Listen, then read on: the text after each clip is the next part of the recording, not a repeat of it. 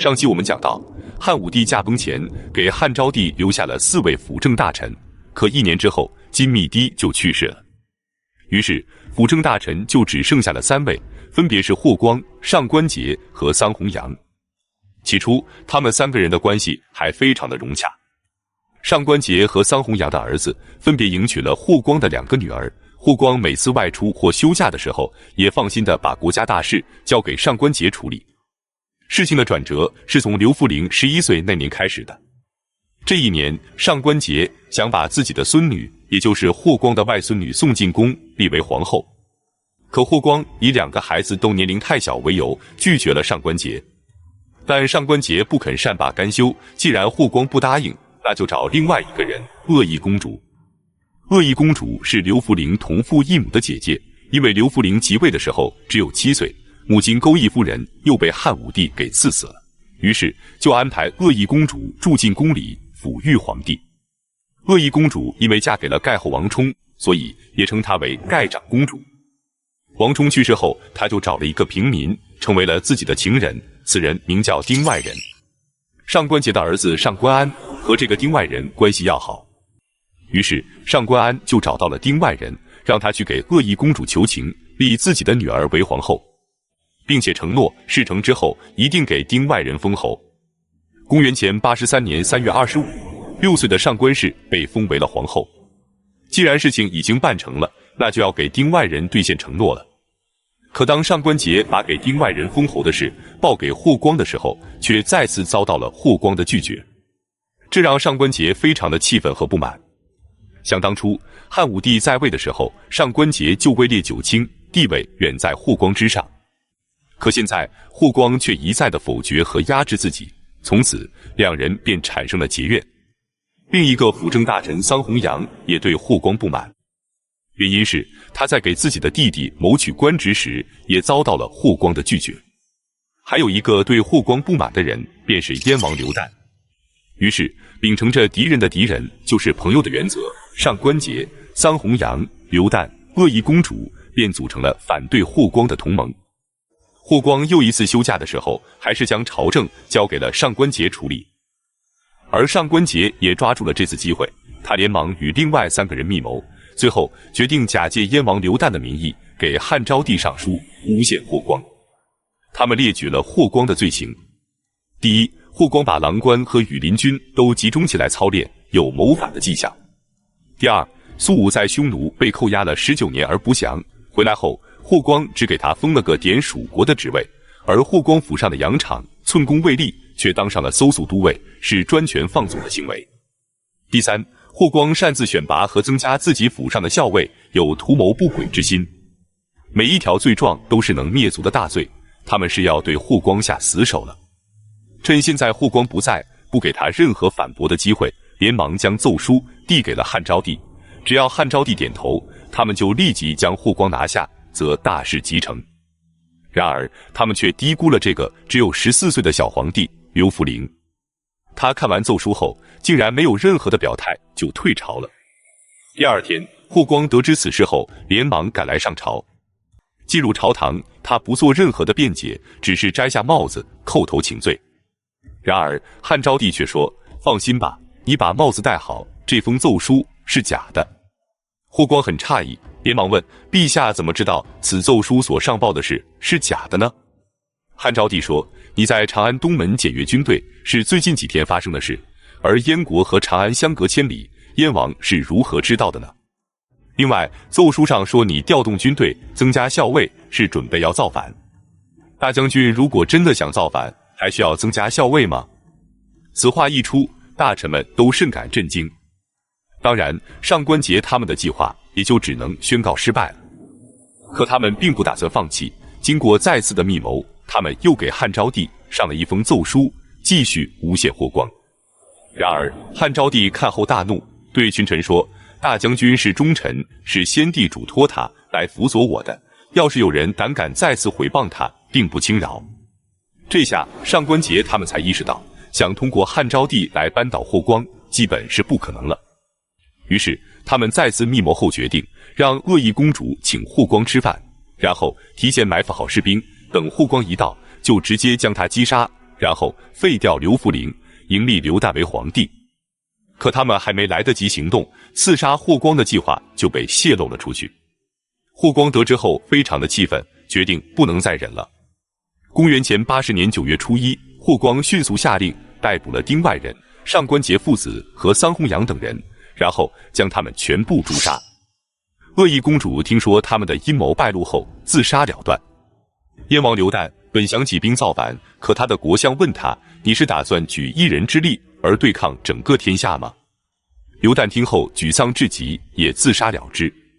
从此之后，整个大汉王朝再也没有了霍光的对手，他也就成为了大汉王朝的实际掌控人。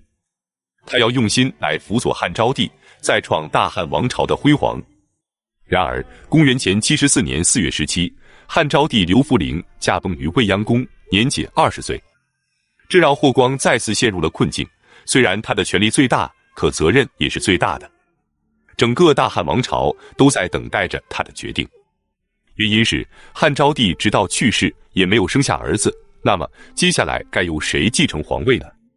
此时汉武帝的儿子只剩下了刘胥。可是霍光刚刚才整死了他的哥哥刘旦，怎么可能会选他呢？于是经过与大臣们的商议，霍光选择的是刘破的儿子刘贺。因为刘破死得太早，所以昌邑王的王位就传给了只有4岁的刘贺。由于从小缺乏管教，长大后的刘贺简直是无法无天。凌晨1点左右的时候，刘贺接到了让他前往长安去奔丧的诏书。中午他就收拾停当，从昌邑出发。昌邑城位于今天山东省菏泽市巨野县的大谢集镇。下午4、5点，他们便赶到了定陶，一口气跑了100多里路，随从人员的马一匹接着一匹的逃死在了路上。于是他就放慢了行进的脚步。可慢下来之后，他就又有时间去胡作非为了。作为马上要成为皇帝的人，他竟然在路上强抢民女，还抢夺平民的财物，并且在路上就给他的属下们开始封官了。就这样，他们一路胡作非为，总算来到了关中。到达坝上时，朝廷已经提前派出大红炉，带领众人等候在这里。然后他们便一起前往长安城。在快要进城的时候，公遂告诉他：“你是前来奔丧的，按照礼制，在看到国都的时候，你就应该哭泣。可现在马上就要进城了，你还不赶紧开始哭泣？”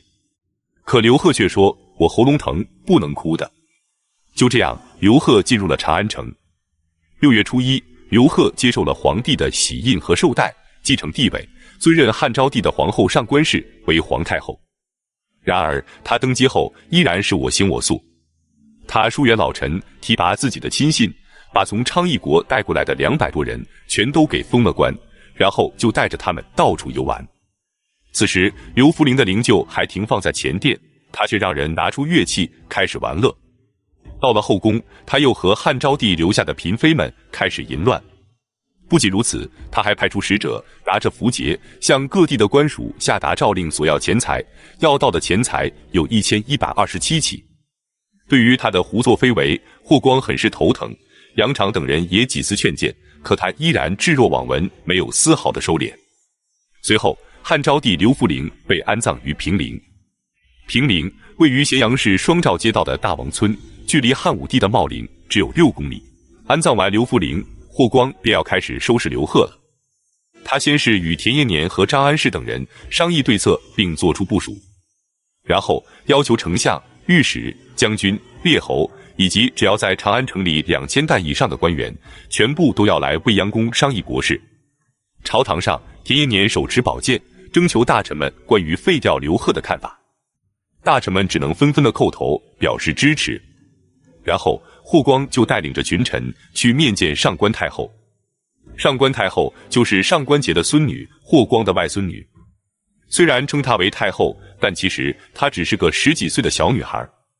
随后霍光将刘贺的罪行一件件的讲完，上官太后便来到了未央宫的承明殿，当着刘贺的面让尚书令宣读了群臣弹劾刘贺的奏章，列举了他自从成为皇帝以来所犯下的种种罪状。然后霍光便命令刘贺起身跪拜，接受诏令。刘贺还想争辩，表示天子只要有7个正谏之臣，就不能丧失天下。可霍光告诉他，皇太后已经下诏将你给废了，你还算什么天子？说罢，便抓住刘贺的手，解下了他的玺印和绶带。于是，只做了27天皇帝的刘贺就此被废掉了。之后，霍光安排人准备将他送回封国。在长安城外，霍光对他说：“您的行为是自绝于上天的，臣下怯懦无能，不能用自杀来报答您的恩德。臣下宁可有负大王，也不敢对不起朝廷。但愿大王能够自爱，臣下将再也不能见到您了。”然后，霍光便哭着送走了刘贺。刘贺是回去了，可他从昌邑国带来的200多人却永远地留在了长安。霍光下令将他们全部都给砍了。刘贺又重新回到了自己的家，可是他在成为皇帝的时候，昌邑国就被废除了，已经降为了山阳郡。于是太后下诏赐给他汤沐邑2监护，保证他能有体面的生活。公元前59年，刘贺病死于昌邑。